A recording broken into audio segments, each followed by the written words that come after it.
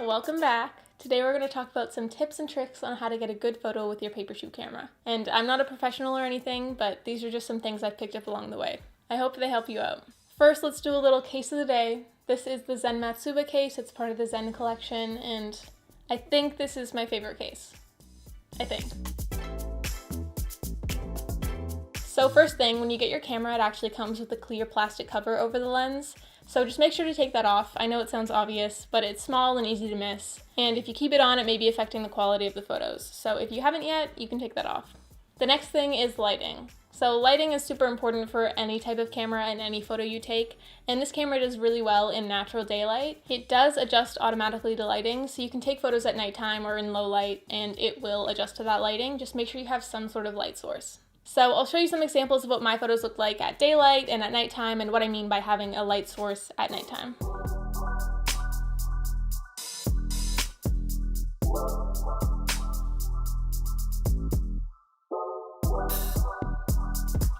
The next thing is shutter. So when you take a photo, you click the button on the front. And you can hear there's a slight delay from when I clicked to when the noise happens.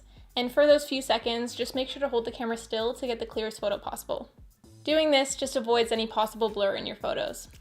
This next one is kind of obvious, but just make sure your fingers aren't covering the lens in any way or in the photo in any way, specifically for the wide angle lens since it captures a wider image.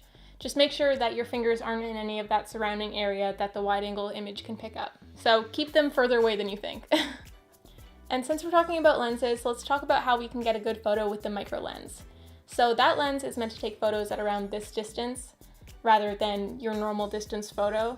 If you're taking photos like this far away, the photo will be blurry. So just make sure you're about an inch away and this should be in focus and the background will be blurry.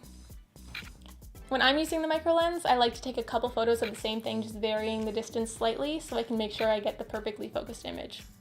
So the last thing that I picked up after using this camera for a bit is to make sure that you go a little bit closer than you think the image is going to turn out. As you can see, there's a little hole for a viewfinder, but that hole is not actually connected to the camera in any way, so it gives you an estimate of the image, but not what the image is actually going to look like.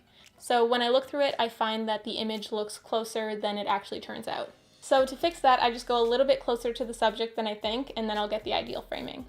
So yeah, those are just some tips and tricks that I found have helped me take better photos with this camera, and hopefully they'll help you too. If you have any questions, you can leave them in the comments below, and I will see you guys in the next one. Bye guys!